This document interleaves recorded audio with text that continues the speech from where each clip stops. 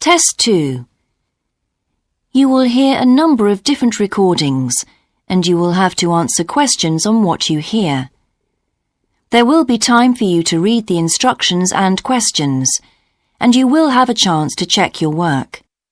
All the recordings will be played once only. The test is in 4 sections. At the end of the test, you will be given 10 minutes to transfer your answers to an answer sheet. Now turn to Section 1.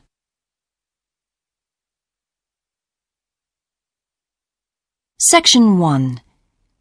You will hear a conversation between a representative of an insurance company and a customer. First, you have some time to look at questions 1 to 3.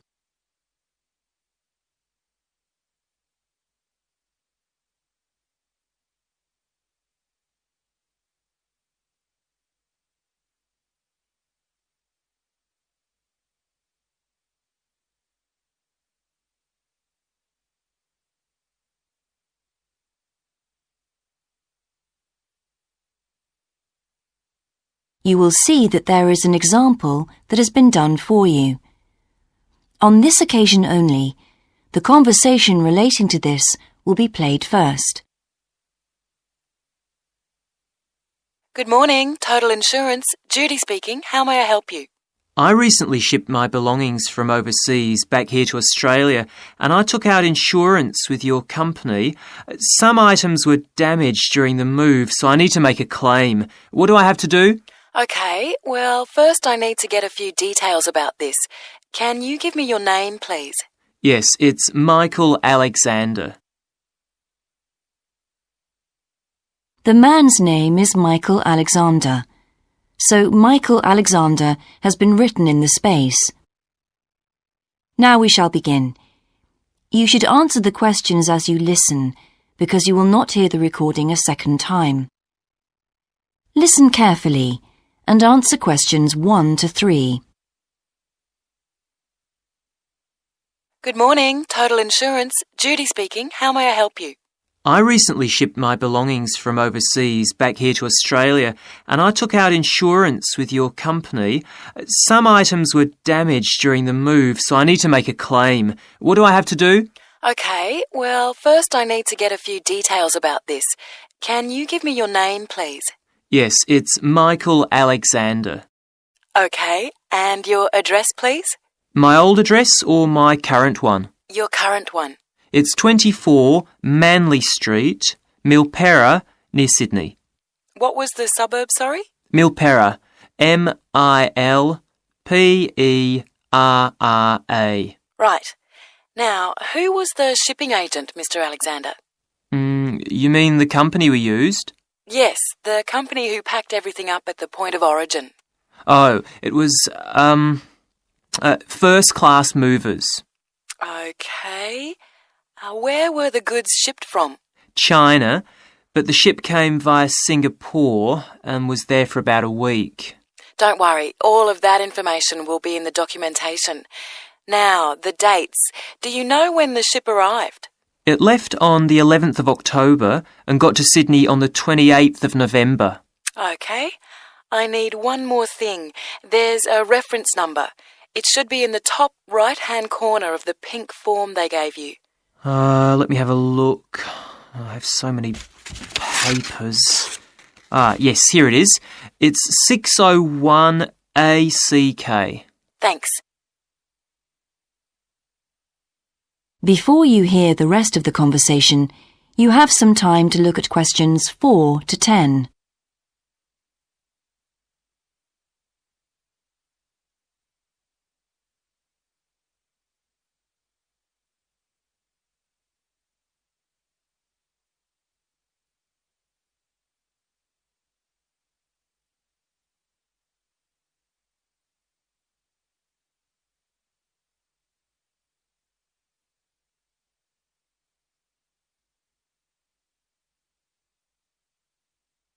Now listen and answer questions 4 to 10. I need to take down a few details of the actual damage over the phone before you put in a full report. Can you tell me how many items were damaged and what the damage was? Yes, well, 4 things actually. I'll start with the big things. My TV, first of all. It's a large one, very expensive. Our insurance doesn't cover electrical problems. It isn't an electrical problem. The screen has a huge crack in it, so it's unusable. I see. Any idea of the price to repair it? No. Well, I don't think it can be repaired. It will need a new one. OK, I'll make a note of that and we'll see what we can do. Now, what was the second item?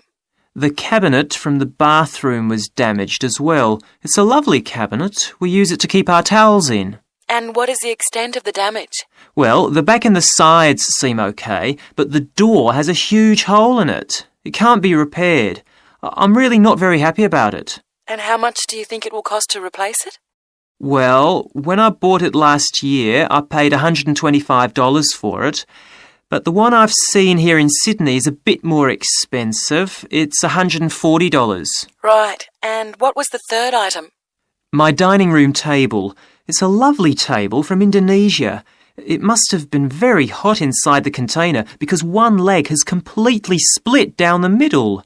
The top and the other 3 look okay, thank goodness. Any idea of the price to repair it? Well, I had an estimate done on this actually because it is a very special table to us. They quoted us $200, which is really pricey, so I hope the insurance will cover the total cost. I'm sure that will be fine. What was the last item, Mr. Alexander? Well, we have a lovely set of china plates and dishes, with matching cups, saucers, the lot. They were all in the one box, which must have got dropped because some plates were broken. 6, actually. And can you tell me the replacement value of these? Well, it's hard to say because they were part of a set, but they can be up to $10 each as it's such a good set. OK, so that would be around $60 altogether. Yes, that's right. And is that all of the items? Yes. So, what do I have to do now? That is the end of section 1. You now have half a minute to check your answers.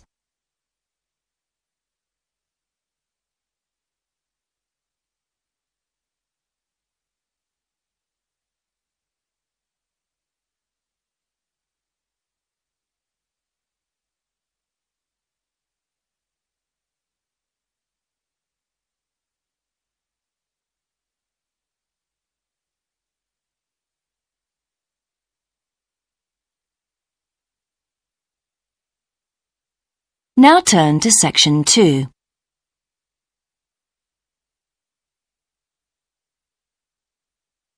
Section 2. You will hear an introductory talk about a new agricultural park. First, you have some time to look at questions 11 to 14.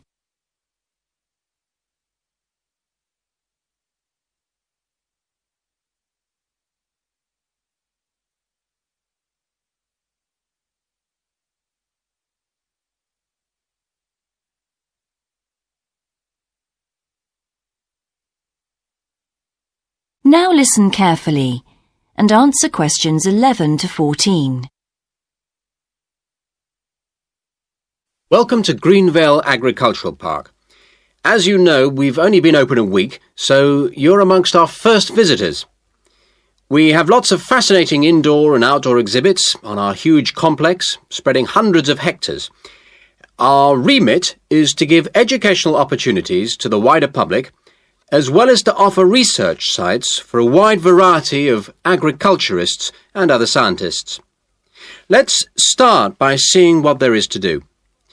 As you can see here on our giant wall plan, we are now situated in the reception block here. As you walk out of the main door into the park, there's a path you can follow. If you follow this route, you'll immediately come into the rare breeds section, where we keep a wide variety of animals, which I shall be telling you a little more about later. Next to this, moving east, is the large grazing area for the rare breeds. Then further east, in the largest section of our park, is the forest area. South of the grazing area, and in fact just next to the reception block, is our experimental crop area. In the middle of the park, this circular area, is our lake. These two small rectangular shapes here are the fish farms where we rear fish for sale. To the east of those is the marsh area, which attracts a great many migrant birds. In the southeastern corner, beyond the marsh, is our market garden area, growing vegetables and flowers. Before you hear the rest of the talk, you have some time to look at questions 15 to 20.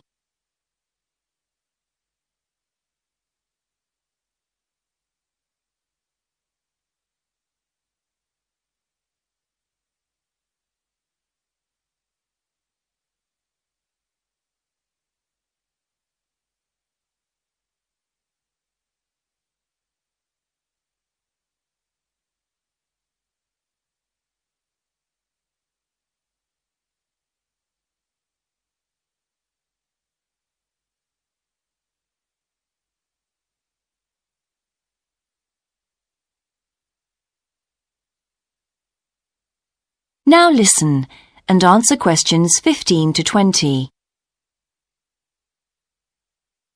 All these areas can be visited by the general public for almost all the year.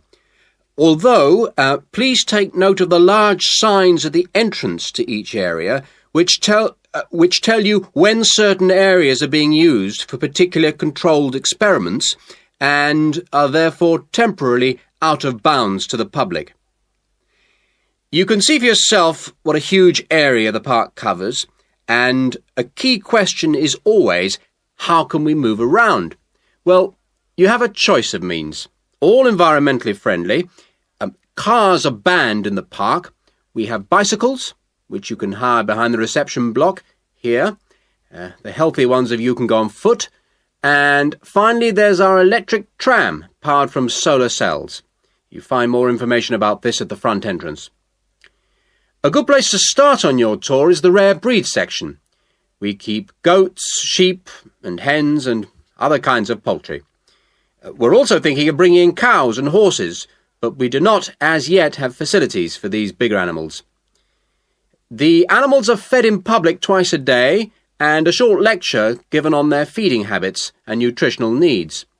These are very popular with the public, but of course we mustn't lose sight of the main purpose of having this section, not as such to preserve rare animals, but to maintain the diversity of breeds, to broaden the gene pool for agricultural development.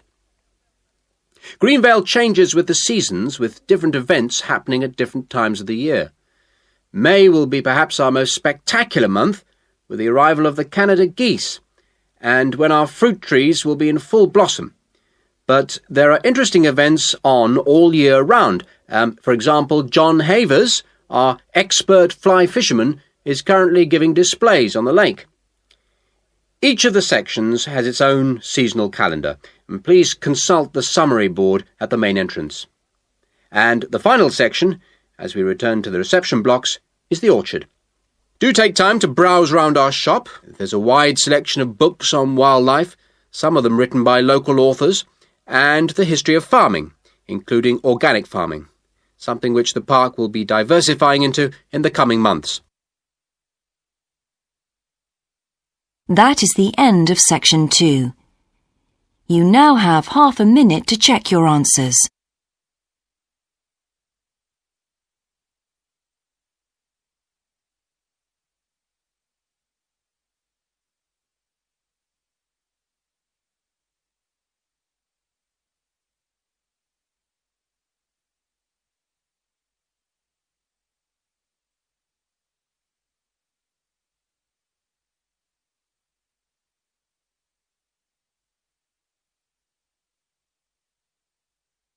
Now turn to section 3.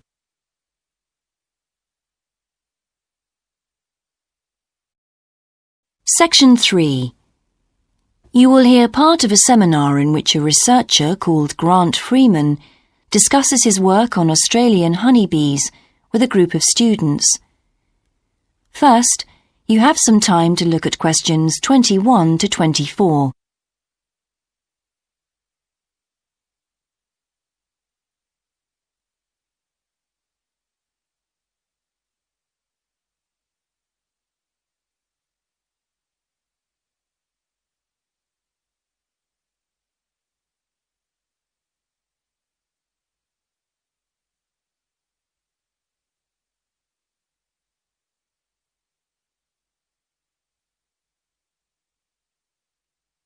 Now listen carefully and answer questions 21 to 24. Good morning, everyone.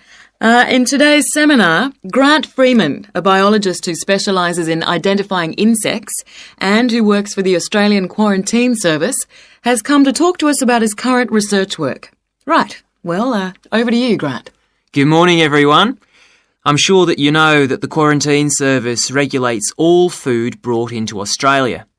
Well, obviously they want to protect Australia from diseases that might come in with imported goods, but they also want to prevent insect pests from being introduced into the country, and that's where I have a part to play. Anyway, my current research involves trying to find a particular type of bee, the Asian honeybee, and finding out whether there are any of them around in various states of Australia. We discovered a few of them in Queensland once and eradicated them. Now we're pretty keen to make sure that there aren't any more getting in, particularly to New South Wales and other states. What's wrong with Asian honeybees? Are they so different from Australian bees?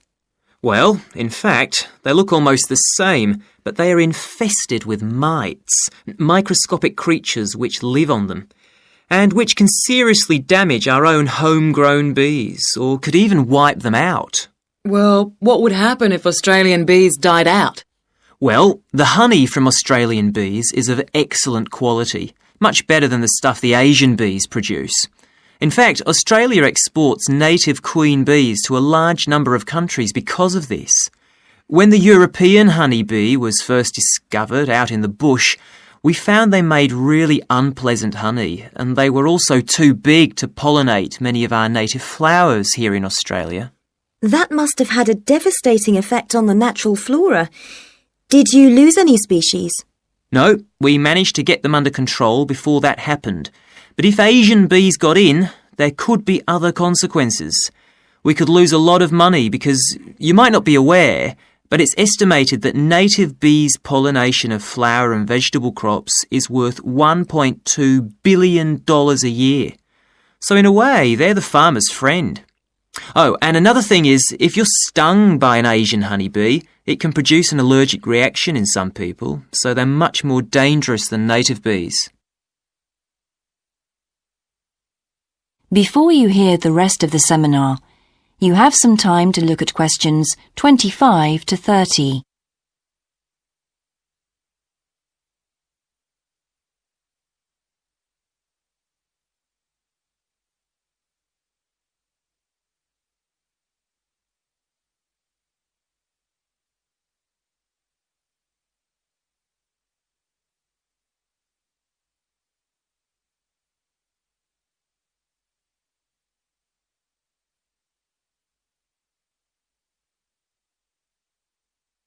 Now listen and answer questions 25 to 30.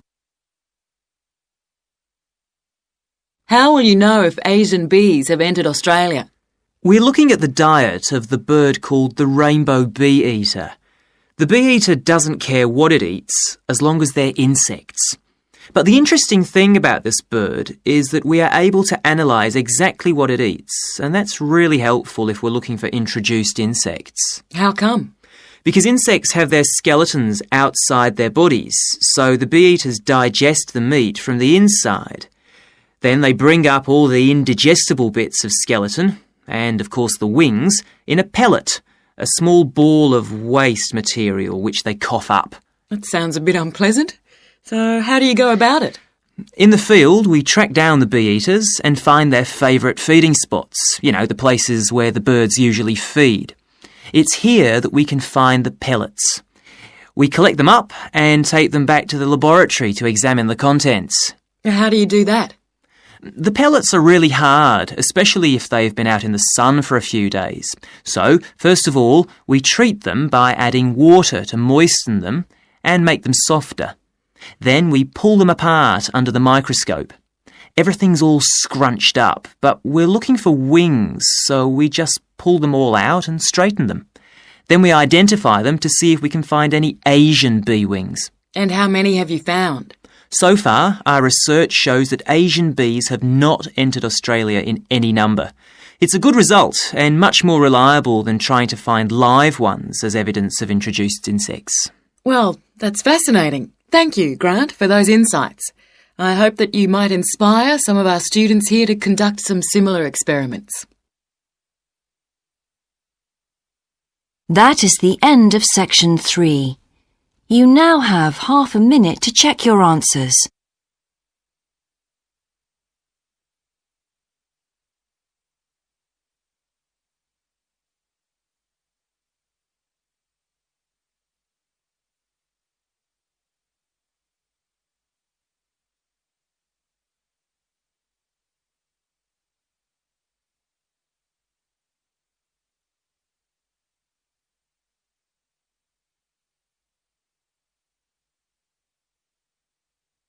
Now turn to section 4.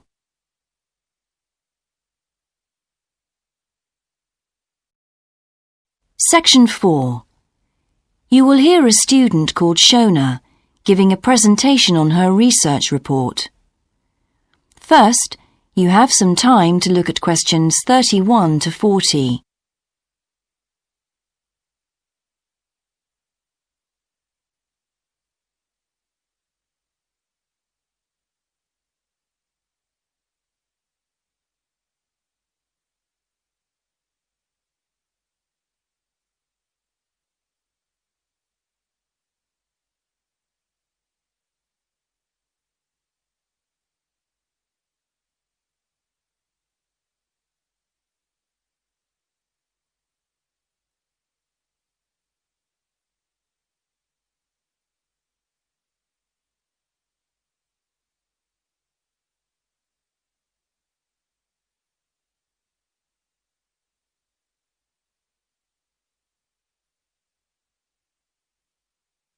Now listen carefully and answer questions 31 to 40. I've been doing some research into what people in Britain think of doctors, the ones who work in general practice, the first call for medical care, and comparing this with the situation in a couple of other countries. I want to talk about the rationale behind what I decided to do. Now, I had to set up my program of research in 3 different countries, so I approached postgraduates in my field in overseas departments, contacting them by email to organize things for me at their end. I thought I would have trouble recruiting help, but in fact, everyone was very willing, and sometimes their tutors got involved too. I had to give my helpers clear instructions about what kind of sample population I wanted them to use. I decided that people under 18 should be excluded because most of them are students or looking for their first job. And also I decided at this stage just to focus on men who were in employment and set up something for people who didn't have jobs and for employed women later on as a separate investigation. I specifically wanted to do a questionnaire and interviews with a focus group. With the questionnaire, rather than limiting it to one specific point, I wanted to include as much variety as possible. I know questionnaires are a very controlled way to do things, but I thought I could do taped interviews later on to counteract the effects of this. And the focus group may also prove useful in future by targeting subjects I can easily return to, as the participants tend to be more involved. So I'm just collating the results now. At the moment, it looks as if in the UK, despite the fact that newspapers continually report that people are unhappy with medical care, in fact, it is mainly the 3rd level of care, which takes place in hospitals, that they are worried about. Government reforms have been proposed at all levels, and although their success is not guaranteed, long-term hospital care is in fact probably less of an issue than the media would have us believe. However, I've still got quite a bit of data to look at. Certainly, I will need to do more far-reaching research than I had anticipated in order to establish if people want extra medical staff invested in the community, or if they want care to revert to fewer but larger key medical units. The solution may well be something that can be easily implemented by those responsible in local government, with central government support, of course. This first stage has proved very valuable, though. I was surprised by how willing most of the subjects were to get involved in the project. I had expected some unwillingness to answer questions honestly, but I was taken aback and rather concerned that something I thought I'd set up very well didn't necessarily seem that way to everyone in my own department.